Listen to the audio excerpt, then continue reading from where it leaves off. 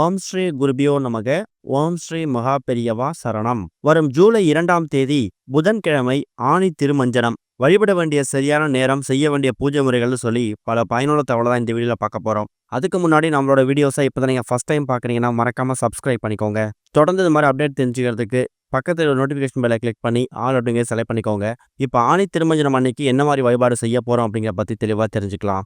அபிஷேக பிரியராக இருக்கக்கூடிய சிவபெருமானுக்கு தினந்தோறும் அபிஷேகம் நடத்தப்படும். ஆனா சிவ வடிவங்கள்ல ஒன்றாக இருக்கக்கூடிய நடராஜ மூர்த்திக்கு வருஷத்துக்கு 6 முறை மட்டும்தான் அபிஷேகம் நடத்தப்படுமா. இந்த 6 அபிஷேகங்கள்ல ஒண்ணுதான் ஆனி மாதத்துல வரக்கூடிய திருமஞ்சன உற்சவம். ஆனி மாதத்துல நடக்கக்கூடிய திருமஞ்சனத்தை தரிசனம் செஞ்சா செல்வ வளம், மகிழ்ச்சி, துன்பங்கள்ல இருந்து விடுதலை, சிவபெருமானோட முழுமையான அருள், திருமண வாழ்க்கையில ஏற்படக்கூடிய எல்லா பிரச்சனைகளுக்கும் தீர்வு, பண நெருக்கடி, உடல் உபாதைகளுக்கு தீர்வு, இது எல்லாமே கிடைக்குமா. ஆடல் அரசனாக இருக்கக்கூடிய நடராஜ பெருமானுக்கு நடத்தப்படக்கூடிய மிகவும் சிறப்பு வாய்ந்த உற்சவங்கள்ல ஒன்றுதான் ஆனி உத்திர திருமஞ்சனம் ஒன்று.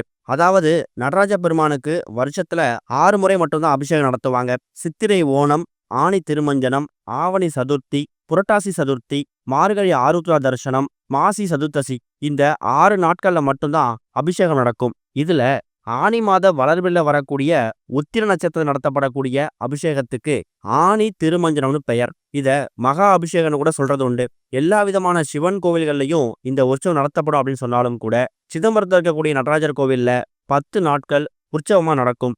ஆனி திருமஞ்சனத்தை தரிசனம் பண்ணாலே எல்லா விதமான புண்ணிய பலன்களும் வந்து சேரும் அப்படிங்கிறது ஒரு பெரிய நம்பிக்கை. எல்லோராலையும் சிதம்பரத்தில் இருக்கக்கூடிய நடராஜர் கோவிலுக்கு போயிட்டு அங்க நடக்கக்கூடிய அபிஷேகத்தை, மகா அபிஷேகத்தை தரிசிக்க முடியல அப்படின்னாலும் பரவாயில்ல. உங்க வீடு பக்கத்தில் இருக்கக்கூடிய சிவன் கோவிலுக்கு நடராஜருக்கு நடக்கக்கூடிய அபிஷேகத்தை தரிசனம் பண்ணலாம். அந்த வகையில இந்த வருஷம் ஆனி திருமஞ்சனம் ஜூலை 2ஆம் தேதி புதன்கிழமை நடக்க போகுது. இதுக்காக 10 நாட்கள் விழாவா சிதம்பரத்துல ஜூன் 23ஆம் தேதி அன்னைக்கு கொடியேற்றத்தோட ஆரம்பிச்சிருக்காங்க. இந்த 10 நாட்களும் பலவிதமான உற்சவங்கள் நடக்கும். மாணிக்க வாசகருக்கு சிவபெருமான் குருந்தை மரத்தடியில காட்சியளிச்சது ஆனி மாதத்துல வரக்கூடிய உத்திர நட்சத்திரம் அன்னைக்கு தான். மாணிக்க வாசகருக்கு தன்னுடைய திருக்காட்சியை கொடுத்து அவர் சொல்ல சொல்ல சிவபெருமானே தன்னோட கைப்பட எழுதினதுதான் திருவாசகமா. மாணிக்க வாசகர் சொல்ல தான் எழுதியதாக சிவபெருமான் தன்னோட கைப்பட ஓலைச்சுவடியில கையெழுத்து போட்டது மட்டும் இல்லாம மாணிக்க வாசகரையும் தில்லை சிதம்பரத்துல தான் கூட ஜோதியாக ஐக்கியமாக கொண்ட தினமும் இந்த ஆனி உத்திர நாள்ல தான். இதை சிறப்பிக்கிற விதமா தான் இந்த நாள்ல அபிஷேகம் நடத்தப்படுகிறது. சிதம்பரம் நடராஜருக்கு ஒரு உற்சவத்தையும் ஒரு சபையில வைத்து அபிஷேகம் நடத்துவாங்க. சித்திரை, ஆவணி, புரட்டாசி, மாசி, இந்த 4 மாதங்களில் நடக்கக்கூடிய உற்சவங்கள்ல தில்லையில இருக்கக்கூடிய கனக சபையில வைத்து அபிஷேகம் நடத்தப்படும். அதே மாதிரி ஆனி திருமஞ்சனமும் மார்கழி மாதத்துல வரக்கூடிய ஆருத்ரா தரிசனம் அன்னைக்கும் ராஜசபையில வைத்து அபிஷேகம் நடத்தப்படும். இதுல ஆனி திருமஞ்சனம் அதிகாலை 3 மணிக்கு ஆரம்பித்து தொடர்ந்து 6 மணி நேரம் நடக்குமா. இந்த 6 மணி நேரத்துல திருநீர், பால், தயிர், தேன், பஞ்சாமிர்தம், சந்தனம் உட்பட எல்லா பொருட்களை வைத்தும் அபிஷேகம் நடத்துவதற்காக இத மகா அபிஷேகம்னு சொல்லுவாங்க.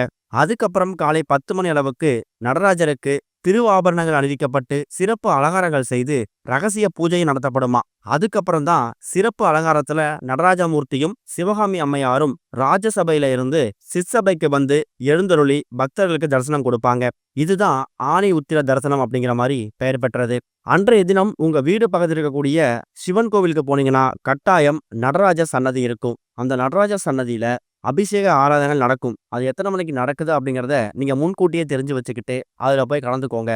வருஷத்துக்கு 6 முறை மட்டுமே நடக்கக்கூடிய இந்த அபிஷேகத்தை ஒரு முறை நீங்க கண்ணால பார்த்தாலே உங்க பாவங்கள்லாம் விலகும், கோடி புண்ணியம் வந்து சேரும். முடிஞ்சா அந்த அபிஷேகத்துக்கு தேவையான பொருட்களை உங்க கையால வாங்கி கொடுக்கலாமா, வாங்கிப்பாங்களா அப்படிங்கிறத கேட்டுட்டு என்னென்ன பொருட்கள் சொல்லியிருக்கோமோ அந்த பொருட்கள் எல்லாத்தையும் உங்க கையால வாங்கி கொடுக்கறது கூடுதல் விசேஷம். நிறைய பேர் வீடுகள்ல நடராஜரோட போட்டோ சிலை வைத்து வழிபடக்கூடிய வழக்கமும் இருக்கும். அப்படிப்பட்டவங்க மாலை ஒரு 6-7 மணிக்கு மேல கூட தாராளமா சிவபெருமானோட போட்டோ சிலைக்கு நீங்க வழிபாடு செய்யலாம். அதுவும் நடராஜர் போட்டோ சிலைக்கு வழிபாடு செய்யறது ரொம்ப விசேஷம். சிவபெருமானோட வடிவங்கள்ல ஒன்றாக இருக்கக்கூடிய நடராஜர் மூர்த்தி இருக்காருல்ல, இவரை வணங்கணும்னா கணவன் மனைவிகளுடைய பிரச்சனை வந்து தீருமா.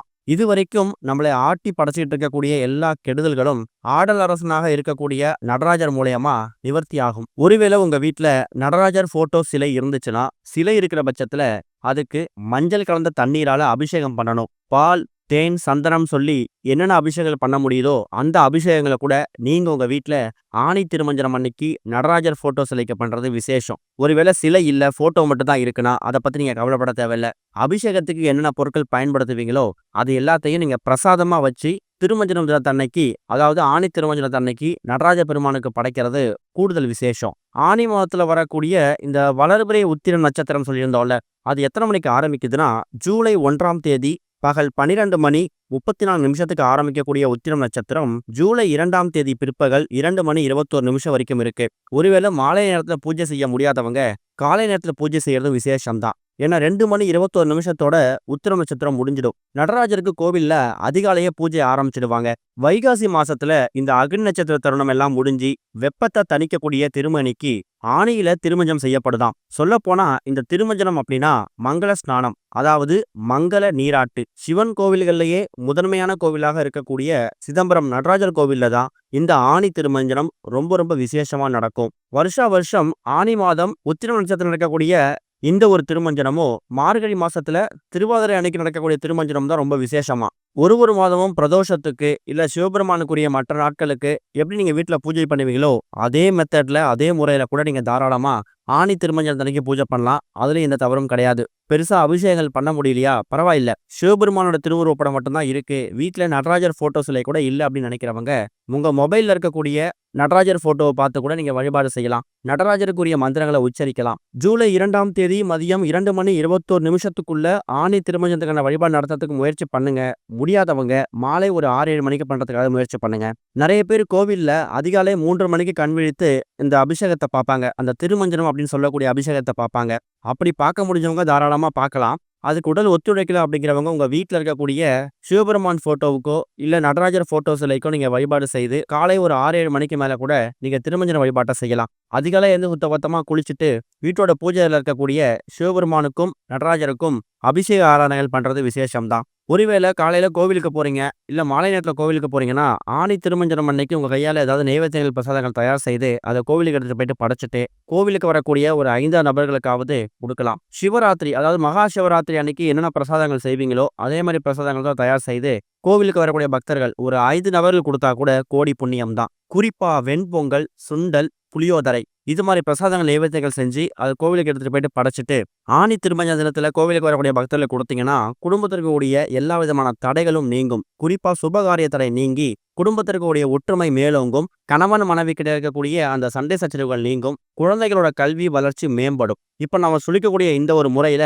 2025ஆம் வருஷம் ஜூலை 2ஆம் தேதி வந்திருக்கக்கூடிய இந்த ஒரு ஆணி திருமஞ்சனத்தை நீங்க வழிபாடு செஞ்சு பாருங்க. வாழ்க்கையில ராஜயோக செல்வ செழிப்பு ஏற்படும்.